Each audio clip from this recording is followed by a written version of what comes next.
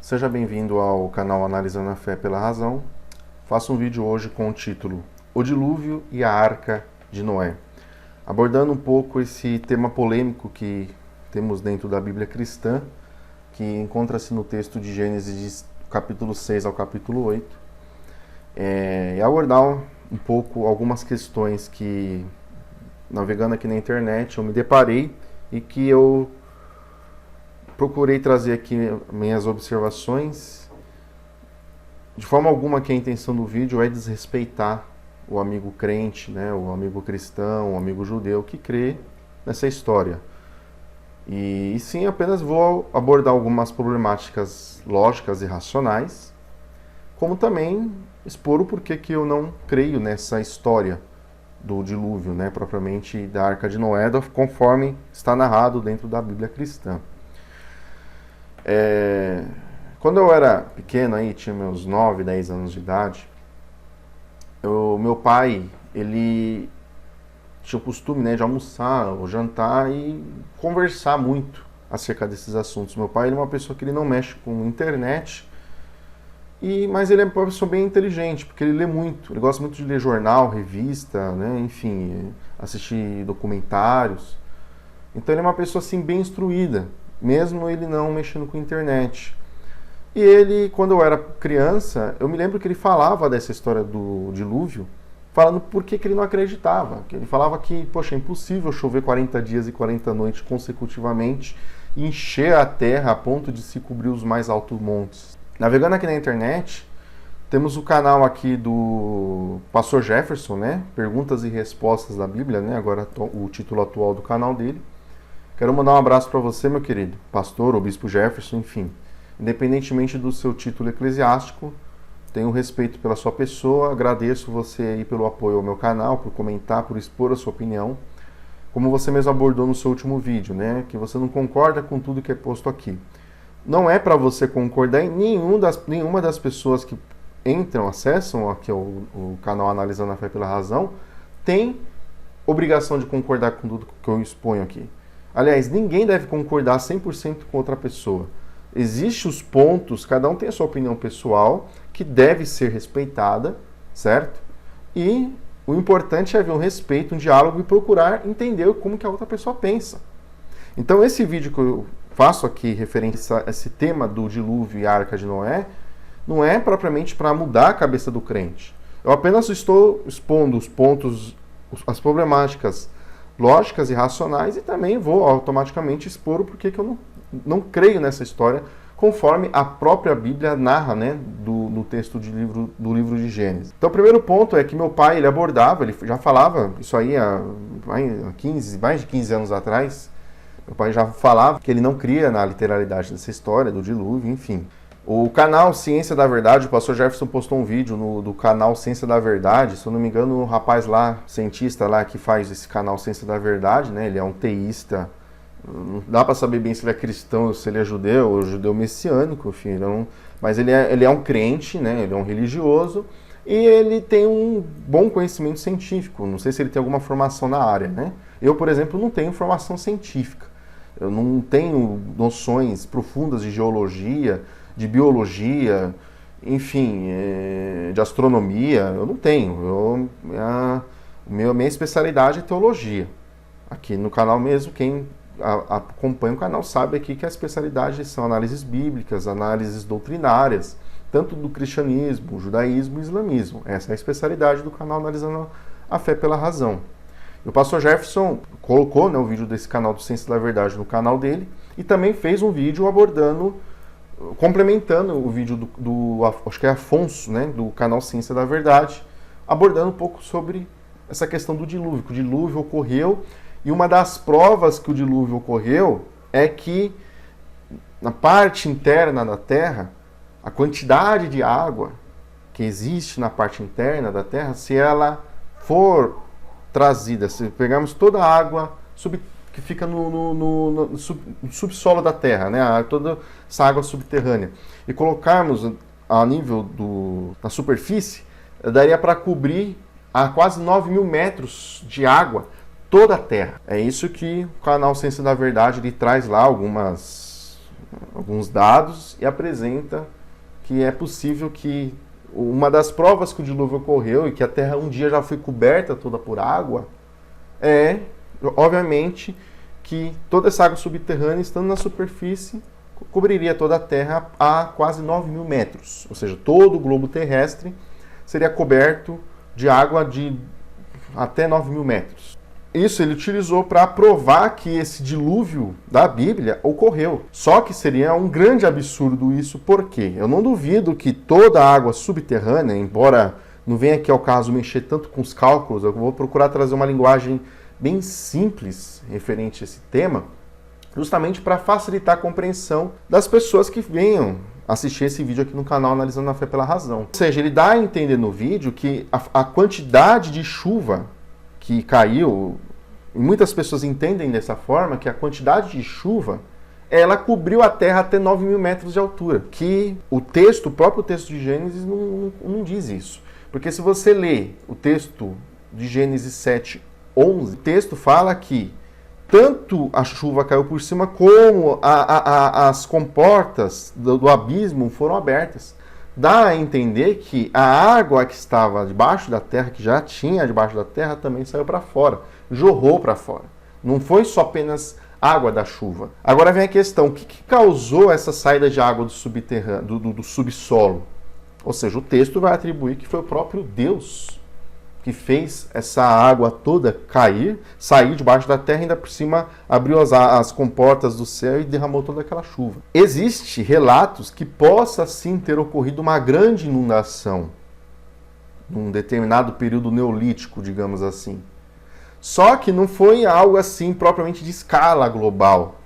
Mesmo porque, se você, aqui nessa imagem que eu trouxe aqui do lado, se você observar aqui, aqui temos o ciclo da água, certo? Nessa imagem. Você tem os oceanos, tem a evaporação, né? Tem o vento, tem a transpiração das árvores, né? Todo esse processo forma a chuva que abastece os rios e lagos. Então, ou seja, se choveu durante 40 dias e 40 noites, no mundo todo, a ponto dessa água inundar toda a Terra, todo o globo terrestre, isso aí é algo, tá, meteorologicamente falando, impossível. Por quê? Porque para chover em um lugar é necessário que haja uma alimentação desse ciclo. E quem faz a alimentação desse ciclo é o Sol. O Sol bate na água, evapora aquela água que sobe, certo? E o vento pode empurrar para outro lugar. Só que esse ciclo ele tem que ser alimentado pelo Sol. Agora vem a pergunta, se choveu durante 40 dias e 40 noites sem cessar em todo o mundo, em toda a Terra, se pegarmos o termo toda a Terra, que é abordado no livro de Gênesis, como o mundo todo, conforme algumas pessoas assim entendem, porque podemos também interpretar toda a Terra como todo o espaço compreendido entre aquela geração que a geração de Noé vivia, que provavelmente pode, de acordo com a cronologia e narração bíblica, podemos entender que a população mundial naquele período não existia pessoas no globo terrestre todo. Não era todos os continentes que estavam habitados. Era só ali aquela região do Oriente Médio. Se choveu no mundo todo, no globo terrestre todo, uma forte chuva durante 40 dias e 40 noites, isso rompe a lei meteorológica de ciclo da água, que necessita do Sol para evaporar, para alimentar essa chuva. Fisicamente falando, meteorologicamente falando, impossível. Então, ou seja, mais um absurdo que você tem. Então, o próprio texto, no capítulo 7, verso 11, diz que a água subterrânea saiu para fora, né? A água do abismo, podemos entender que seria a água debaixo da terra? Pode ser. Enfim, a água do abismo jorrou para fora junto com a chuva, o que fez com que toda a terra se inundasse. Outra problemática que temos também, choveu todo esse período, inundou a terra, encheu a ponto de cobrir até os mais altos montes. No caso, o Monte Everest tem uma altura de quase 8.500 metros. Né? Tem mais de 8.400 metros de altura. Enfim, minto, acho que o Monte Everest deve ter uma altura de 8.840 metros, algo do tipo. Eu sei que é um pouco menos de 9 mil metros, o que dá 8,8 quilômetros de altura. Ou seja, se realmente toda a Terra fosse coberta por água, um exemplo, se você entra na água, todo o teu corpo fica submerso na água, assim, bem na beira, no raso, todo o seu corpo fica submerso na água, aquela água que envolve todo o seu corpo vai dar 1 atm de pressão. Então, ou seja, a cada 10 metros que você se mergulha, vai subir 1 atm. Então, 10 metros, 1 atm. 2 metros, 20 metros, 2 atm. E assim sucessivamente. Se a Terra fosse totalmente coberta por quase 9 mil metros de água em todo o globo terrestre, a 9 mil metros de altura de água em todo o globo terrestre, seria totalmente, a pressão seria quase 900 atms de pressão. Ou seja, qualquer tipo de fósseis, sementes de árvore, qualquer tipo de capacidade da Terra germinar alguma vida, enfim, tudo seria esmagado pela fortíssima pressão que você teria em todo o globo terrestre. Ou seja, seria impossível, a Terra não seria mais a mesma depois dessa grande quantidade de água, essa pressão no solo, com 9 mil metros de água em cima. Impossível. Né? Não existiria nenhum tipo de fóssil.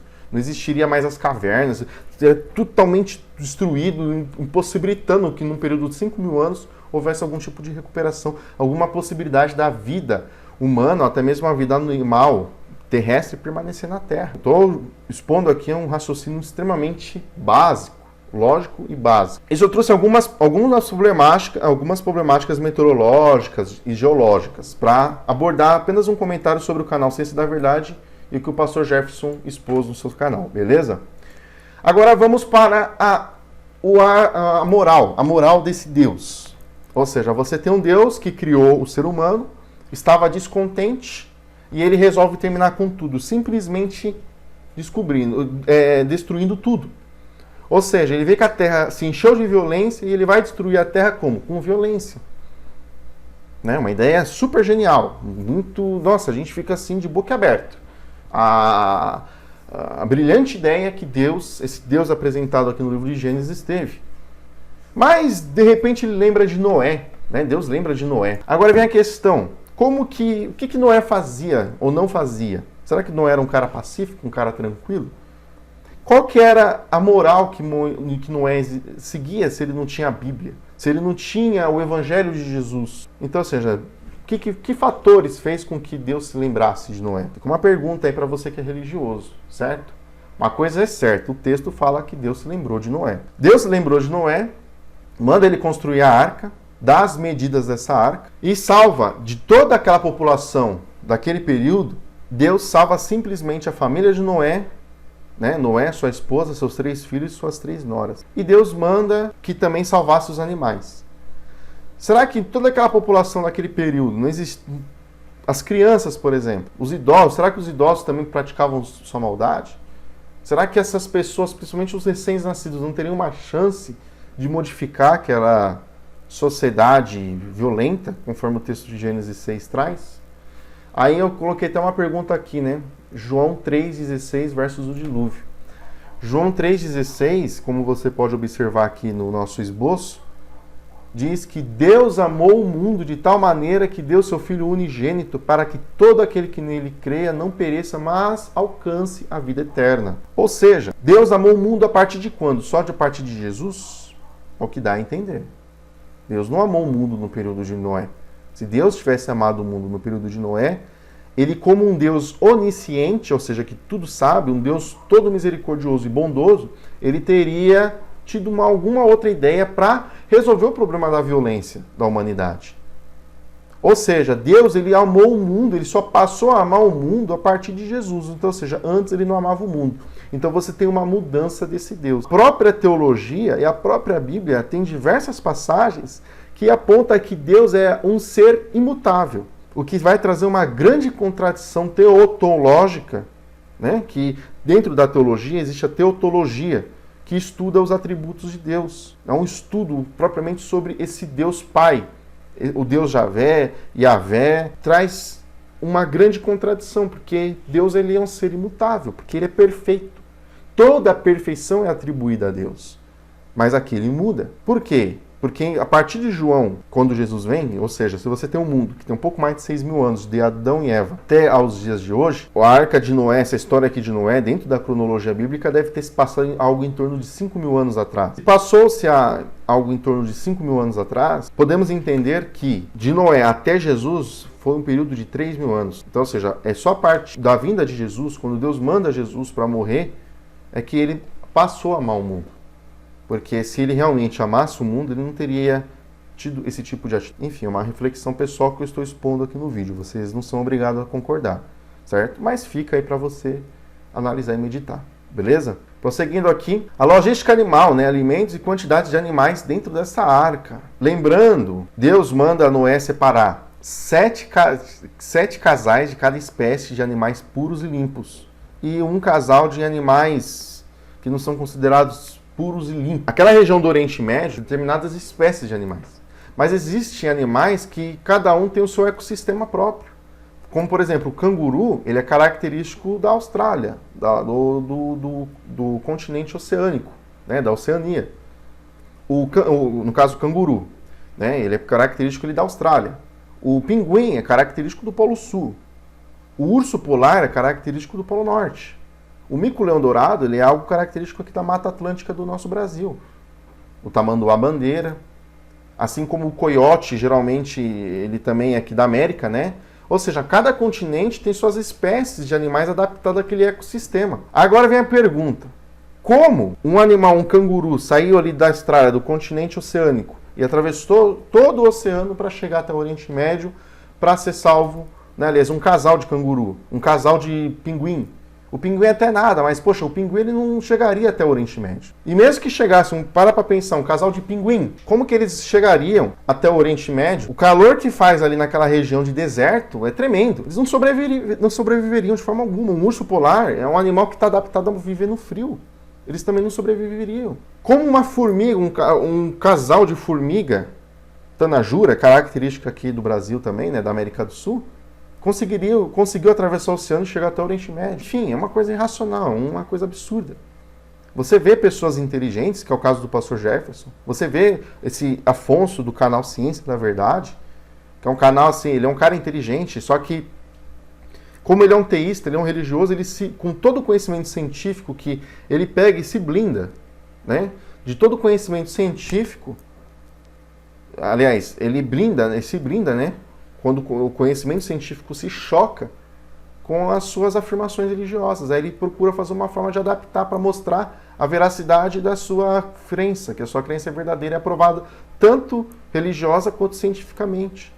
O que é um absurdo. Porque tudo bem, suponhamos que realmente o dilúvio universal tenha ocorrido, um dilúvio global, de 40 dias e 40 noites. A grande questão aqui é que você está se baseando não somente em ciência, sim num livro de um sagrado, que é a palavra de um Deus que a própria igreja, os próprios religiosos afirmam que é bondoso, misericordioso, justo, verdadeiro, perfeito. E olha quantas problemáticas que estamos encontrando numa análise simples referente a esse tema. Então, ou seja, é uma coisa para se parar para pensar. Continuando aqui, prosseguindo essa questão dos animais, aqui embaixo coloquei as medidas da arca, de acordo com a própria Bíblia NTLH, né, nova tradução na linguagem de hoje.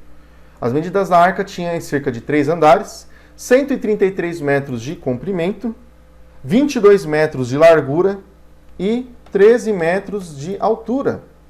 Olha aqui as medidas da arca. Isso aqui dá menos da metade de um transatlântico de viagem atual. Né? Não vamos dizer que é um barco pequeno, mas é um barco grande. E sem contar que a Bíblia fala que Noé construiu essa arca sozinho. Um homem idoso, tá? Ele constrói com ferramentas rudimentares, né, extremamente primitivas, sem tecnologia alguma. Ele construiu essa arca gigantesca e colocou ali os animais. Agora vem a pergunta: 7 animais limpos de cada espécie, mais um casal de cada espécie de animal que não são considerados limpos e puros. Imagina o espaço que esses animais não ocuparam dentro dessa arca. Suponhamos que ele tenha conseguido colocar todos os animais dentro dessa arca, o que também viria a ser algo improvável. Não vou falar impossível, mas vamos dizer improvável, vou usar o termo improvável. Você vai perceber, nesse contexto, esses animais, eles ficaram, o do dilúvio durou algo em torno de 40 dias e 40 noites. As águas foi começar a baixar em torno de 150 dias, eles ficaram algo em torno de 1 ano dentro dessa arca. A base aqui é... O texto vai fechar, né? Em Gênesis 8, do verso 13, se eu não me engano, 13 ou 14. A contagem toda, do período que eles entraram na arca até quando eles saíram, a arca entalhou lá no Monte Arará, na Turquia, e eles desceram, foi algo de 1 ano. Então, ou seja, como que ele alimentou esses animais? Não estou nem falando só a quantidade de animais dentro da arca, mas a alimentação. Como que ele levou comida para todos esses animais, para abastecer esses animais durante 1 ano? Ou seja, tinha que ter uma despensa imensa. Porque ali você tem casais de elefante, casais de zebra, casais de rinoceronte, de hipopótamos, de leões, de onças, animais que comem muito. Sem contar que você tem animais carnívoros junto ali com animais que dentro de uma cadeia alimentar do reino animal, enfim, o leão provavelmente ele poderia ter atacado uma zebra, ao risco, né? Porque você está ali dentro de um conjunto de animais que fazem dentro, um faz parte da cadeia alimentar do outro. Então fica essa questão. Qualquer pessoa que utilizar a mente um pouco vai perceber que é praticamente impossível isso ter ocorrido. Totalmente absurdo esse relato bíblico. Enfim, outro ponto também, a idade de Noé. Naquele período, 5.000 anos atrás, um homem de 600 anos de idade. 600 anos de idade. 600 anos de idade. Vocês entenderam o que é 600 anos de idade? O homem de 600 anos de idade constrói uma arca. Como que um ser humano sobrevivia todo esse tempo? Aí você vai ver as explicações de teólogos, principalmente dos adventistas. Ah, é porque o período de vida do ser humano diminui por causa do pecado. Ah, gente, para. Menos porque aceita que dói menos. Absurdo. Totalmente absurdo. Outro ponto aqui. O texto não cita nome das mulheres. Agora é para você, minha amiga cristã. Para você que é cristã e que fala que a palavra de Deus é justa e maravilhosa, ela não foi feita para você, ela foi feita por homens e para homens. A verdade é que qual é o nome da esposa de Noé? Ninguém sabe. Qual é o nome das 3 noras de Noé? Ninguém sabe. Agora você tem o nome de Noé e dos seus 3 filhos, Sem, Cã e Jafé. Por quê? E cadê o nome das mulheres desses homens? Cadê o nome da esposa de Noé? A Bíblia não cita. Por que será? Porque a mulher, como diz o nosso amigo Ailton, um grande abraço, meu querido. É verdade, a mulher não tem valor dentro da Bíblia. Por isso que nem nome. Dá nome para a mulher para quê? A mulher não tem valor. Você tem uma mentalidade. Você está aqui. Estamos tratando de um período da Era do Bronze e que a sociedade é extremamente machista. E hoje tem mulher que vai para a igreja com a Bíblia debaixo do braço. E detalhe, hein? Eu vou até abordar isso mais para frente. O machismo não existe só no Antigo Testamento, não. No Novo Testamento existem exemplos absurdos de machismo. Que você, lendo a Bíblia, você não consegue identificar, mas eu vou trazer aqui para você. Enfim, meus queridos, vou finalizar o vídeo, tá? O vídeo aqui ficou um pouco extenso, mas era um assunto que eu precisava tratar.